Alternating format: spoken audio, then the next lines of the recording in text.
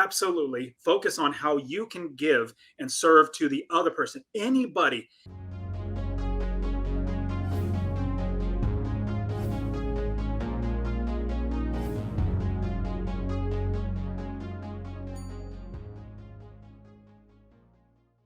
Hello, and welcome to this week's episode of the Real Estate Investors Club podcast. I have a return guest today, Dustin Heiner, who we had on the show. I guess it's been a couple of months now, but we really enjoyed our last conversation so much that I then went on Dustin's show, and he's now back on my show. So thanks for coming back, Dustin.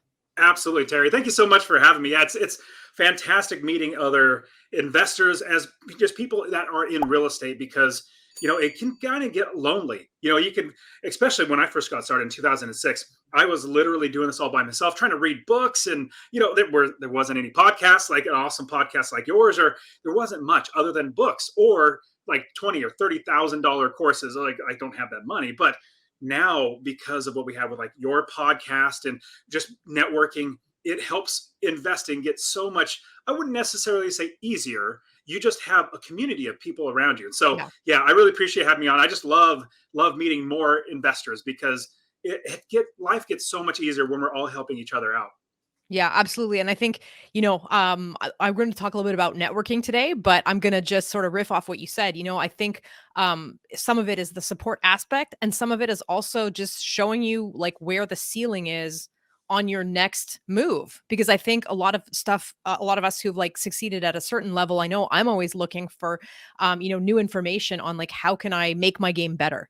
And for that, it's so valuable to meet people who've really, gotten good at specific things. And so just tell me how has your network really helped you get where you are today? Well, that's a fantastic question. I'll be completely honest and say I did it the wrong way. And like I said, back in 2006, I was going by myself, and I would talk to friends and family members and people that I knew that were in my realm of influence, and it was like crickets. Like, they had no clue what I was talking about. Like, you're gonna do what? You're gonna, like, I've heard bad stories about leaky toilets and all that sort of stuff, and so it was really, really hard. And honestly, it wasn't until 2017, probably. So I started in 2006, 2016 to 2017, when I really started getting out of my shell and start networking with other investors. Now, I would in my businesses, I do buy and hold long-term rental properties, short-term as well, but they're basically buy and hold properties. And so I would get people on my team, find great property managers like you, Terrie, and realtors, and basically everybody in the business. So I'd build a business, so I'd have a network of them, but no other investors that I could really talk to. Occasionally I'll come across one or two, and we'd try to connect and everything. But what's terrific now is, number one, I've seen the light. I'm like, oh my goodness, because I almost thought, because I grew up competing in sports. Like, I played lots of sports growing up. So it's a competition. And then I thought, oh my goodness, if I talk to somebody about a certain area, they're going to start buying in that area, and that would be competition. That's how my limited mindset was. And then I realized that as I was working with other people, other investors, and starting to talk to other investors, other business owners, I realized that I can learn so much from these people. They can learn from me. We can pass along deals. We can give insights, and even like, hey, you have a roadblock. This is what I did.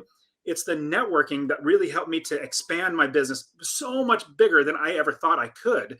And so fast forward now, the right way is literally going to real estate investor meetups, getting on, like, listening to podcasts, and maybe you hear somebody on your podcast area, like if somebody's listening right now, hear a podcast and somebody's talking about a meetup in their area, like, go do that. Or if Facebook groups, like, if you just start connecting with other people, you'll find that your business gets so much better, because there's so many different ways to do this investing business. Like, I love long-term buy and hold properties, but there's syndications or multifamily. There's also storage units, land investing. There's lots and lots of different ways to invest. And if you just keep in your little realm of influence, like my bread and butter is long-term buy and hold, 4 units and below. I know that like the back of my hand. I even dream like how to buy properties, because I just do it so much and coach so many people to do it. But I also thought, you know what? I want to play Monopoly. Let me start buying some multifamily. So I started getting around multifamily people. So the right way to do it is literally putting yourself out there, even if you're an introvert. Introverts have a harder time. You could probably tell I'm more of an extrovert. There you go. I'm an introvert. There you go. But like just like as an extrovert, I need to know how to turn off my extrovertness and let it calm down and not push too much. Introverts also need to turn off their introvert times because there are times that you need to make it, get out of your shell and go out and talk to people. I kid you not, my businesses grow so much and I help other people, which makes me much more knowledgeable because I'm like, okay, this is what I did. In fact, when you coach something or you teach something, you get better yourself. Like you have to really know what you're talking about. And so, long story short, what I love to do is now what I didn't do. And it took me like 10 years to eventually figure it out. And I took the long way. I think fast tracking it is by being around awesome people that really can help you in your game because you're going to get roadblocks and you're going to get problems and you're going to have other people there that have already gone through that can hopefully give you direction. So my suggestion is get around as many people as possible who are doing the same exact thing. And it could be getting online, being online and talking to people online, because more than likely, like the people in let's say you go to church and you go to work, most likely those people aren't as gung-ho as you are in all this business and real estate investing. But there are lots and lots of people, but we're all over the country. We're spread out and in Canada and all over the world. In fact, I had students that are like in Switzerland and Canada and Israel. And so there are people out there that want to help each other out. You just need to know how to find them. Yeah, no, I absolutely agree with you. And I think there's one aspect of like business networking. So obviously, you help you do deals and that kind of thing. But there's also this business of peer group, and I think like your peer group either lifts you up or pulls you down. And that's not to say that like we all live in wonderful communities, we have wonderful families, we have like wonderful networks of friends around us, but that doesn't mean that they're necessarily the ones that are showing us what's possible in a business sense. So like some of it is really sort of functional in that this is going to help you do your next deal, but some of it is also just like you said, being around like-minded people. So tell me how you got into organizing a real estate conference, because that's not something I would ever start doing. Maybe it's my introversion, but tell me, how did you start that and what's your conference about? Yeah, so I started the Real Estate Wealth Builders Conference, and really what it came out of was my students. So I've coached hundreds, if not thousands, of students now how to invest in real estate, and they were telling me, "Hey, Dustin, we're friends online. Like we get on calls all the time. We know each other. We want to meet up. Like we want to get together so we can be friends together, in person." And I thought, what, a meetup sounds like a great idea. But then I realized like that's a lot of work. And if I'm going to do it, I'm the type of person I go gung ho, like I'm all in. And I said, well, if I'm going to put together something where we could all get together, how about I create a conference? Or how about I get my friends, like people that I met through podcasting, investing myself, being around other networks. How about I call up all my friends and see if we can put together a conference that's even more than just about long-term rental properties? What about syndications and land investing and all the other types? And I called up and it was so much fun because like I'm extrovert. So I try to meet as many people as I can, try to become close to them. But I called up 27 other investors that they have their own audiences. They have their own community, their own teaching. Like they do all this stuff, all this different type of investing, and we become friends. And so I literally called them all up, and one after another, 27 of them said, yes, 100%, you have to put it on, and we'll be there and we'll bring our community as well. Because my goal was not to put together a conference or put together an event. My goal was to build a community, because it really came down to, I wished there was something like this when I first got started investing. Like I was like, man, if there was something where I could be around other like-minded people, I would be there. But there wasn't, or at least I could not find one.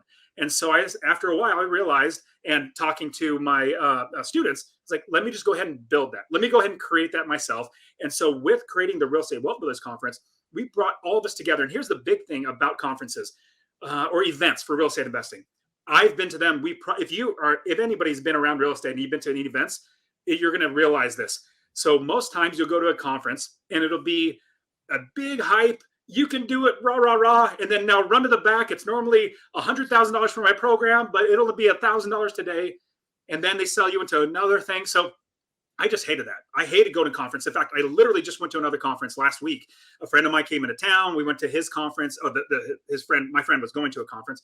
And we went to the conference, same exact thing, sales pitch, run to the back. And it was like people paid money to fly there. They paid money for the ticket. And then you're just trying to sell them into something else.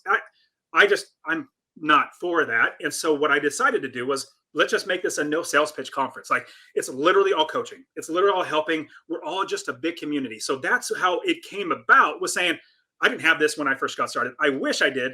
Let me see if I can create this. And I was really blessed. So in March of 2022, we had our first conference. We had 200 attendees. We had 28 total speakers, 15 sponsors, but and the sponsors were basically services that we use in our business, from, financial lenders to other software that we use. And so what we did was bring all of our tools together to give it to our attendees and say, hey, check this out. If you want help from us, we can definitely help you. And so it was a fantastic time, literally 3 days here in Phoenix. It was beautiful. And it was in the winter time or the springtime. So it was really, really gorgeous. And with that, we built a community. And now it's like literally a year-long community. We have a Slack group where we all connect together, talk and exchange deals and, problems and answers and all that good stuff. But that is how it came about. And then with that, now it's just going to continue on, just continually build a community. That's the end goal, is to have a community of like-minded investors who all just want to be genuine people to help each other out. Now, one quick last thing I'll share. So I have a lot of people that want to come and speak at the conference, but there are some people, I'm not going to say any names, I'm not going to say that's anything wrong with them, but they just don't fit the community. The type of people that I am bringing to the community, people like you, Terrie, I was like, you know what? I get along with this person. Like, if I was on their podcast, they were on mine. Like, this person is a genuine person, wants to give, wants to err on the side of helping other people. Like, you seem like you would be a good fit for our community. And so that's why I said, hey, Terrie, you would be great fit to come and speak with us, because that's what we want, is givers, people who are givers and not people that are takers, because there are quite a few people that are takers. And my goal is to build a community, and you can only do that with givers. No, yeah, I think you're absolutely right. And like, for sure, I've had the experience of attending conferences, and that there's like a serious upsell, and that it can actually like get really like a little bit kind of icky, because it's, like, I did a show on this a little while ago, but like, people really can use their narratives and their experiences to inspire. And that inspiration can be an act of giving, where you're kind of not expecting anything in return, or it can be sort of a manipulative act where you're trying to like get someone to do something that's somehow in your interest. And I think that, like, you're a return guest. And like I said, like, you offered me the possibility to speak at the conference, and I'm very excited about being able to do it, because even though we've never met in person yet, I have a feeling that that's what this community is going to be about. And so I'm excited to, be able to speak there and meet everybody. Yeah, it's going to be great. And I'll be completely honest and say the speakers are probably more out than the attendees, because I'm bringing, like I said, literally all my friends. And right now we have literally 35 speakers that are going to be in there talking about every type of investing and way to invest. And Terrie, I'm super excited to introduce you to all my friends. These are great, genuine people. And like I said, I wouldn't invite them if they weren't awesome. And so what was so fun that last year when we had the conference, as we're going through the conference, and I'm an extrovert, so being an extrovert, I literally just find people. Like, somebody's sitting on the wall, I go up to them, hey, how are you doing? And so I try to find people and talk to them. But with that, I would ask in the middle of the conference, hey, how are you doing? How is your investing? Not even talking about the conference itself, because I would love to know, what their thoughts are, if they love it or they hate it. But they'll say, oh, my investing is going great, and X, Y, and Z. But then they would literally say, and I'm not exaggerating, 100% of the people, from the speakers to the attendees to literally the sponsors, saying, this conference is awesome. I'm 100% coming back, and I'm 100% bringing more people, because the community they're so genuine people. And with the speakers, like Terrie, I got to share you're going to be in the speakers dinner and be with the speakers type things. You're going to be around some awesome people. So I'm super pumped that you're going to be there with us, because it's just going to help all of us. I mean, we all have different skill sets, experiences. We can all help each other. I mean, a rising tide lifts all boats. Mm-hmm. Have you really been listening to the episode, or has your monkey mind been taking you off in one direction or another? Our mental habits can be our biggest assets or our biggest liabilities as we pursue certain goals. For me, the biggest performance gains have always come from training my mind. In my book, Mindful Landlord, I talk about how you can train your mind and how you can apply some of these strategies to your journey in the real estate field. The book is available on Amazon and also on its website, mindfullandlord.com. Now I'll stop evangelizing for the power of mental training and let you get back to the show. I have one more question for you, just to kind of give value to our my audience a little bit. And I know for me, like as a recovering introvert, let's say, it was always a struggle, first of all, to, make the effort to register for something, because I know that I'm then gonna, have to get out of my shell and out of my comfort zone and be around other people.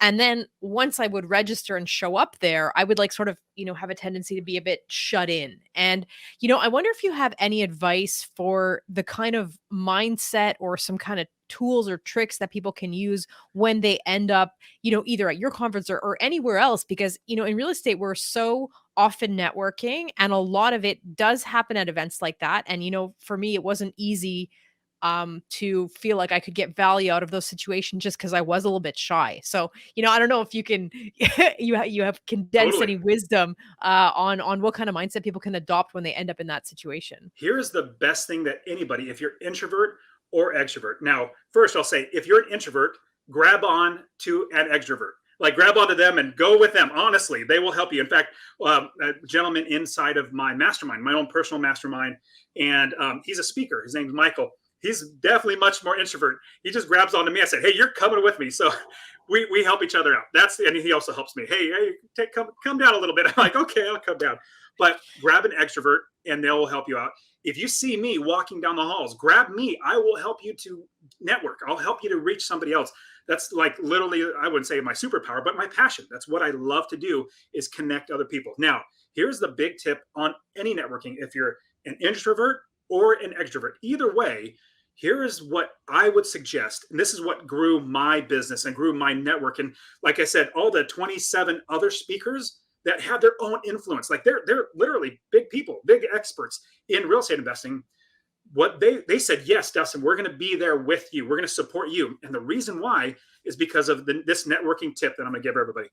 The goal of networking must be, if you're going to meet anybody and start talking to anybody, how can I serve that other person, whoever you are talking to? Now, what you might be thinking, I'm kind of shy. I don't want to talk. Well, you're thinking about you're thinking about yourself. If you stop thinking about yourself and you start thinking, I want to meet somebody else so I can help them, you err on the side of giving.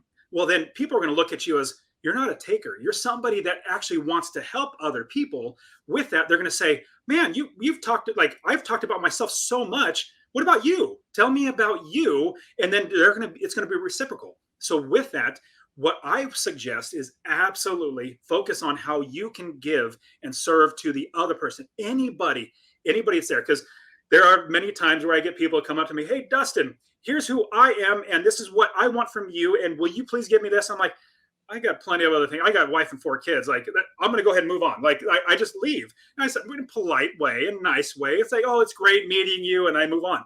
But the people that say, hey, Dustin, your business is like, you're growing your business. Is there a way that I can help you in your business? I'll just do it for free. Like, maybe I can make calls for you, or like err on the side of giving and serving. Same thing. If you're meeting somebody you have no clue, ask them, what's your business about? How is your business going? Is there like, do you have any roadblocks? And maybe you might be able to answer them. So my big tip is err on the side, or think of giving and serving. With that, you're going to find people are going to be gravitated towards you, because if you come across somebody that's arrogant and prideful, people are going to really like shove themselves away. Like, oh, get me away from them. They can't get away fast enough. But what's great is at the community, the real estate wealth business communities that I'm building with RubeCon, that's the acronym or the name for short, RubeCon. What we're trying to build is a community of just givers. And what I found with building this community of givers, the people who are takers, eventually they just feel like they don't belong. And the reason why is because it just comes out that they're so needy and so taking that they can't get in any inroads with anybody. But if you are on the side of giving and serving, the world's going to open up. So that's not just at RubeCon, that's literally in life. Mhm. My life Mhm. gets so much better the more people that I serve.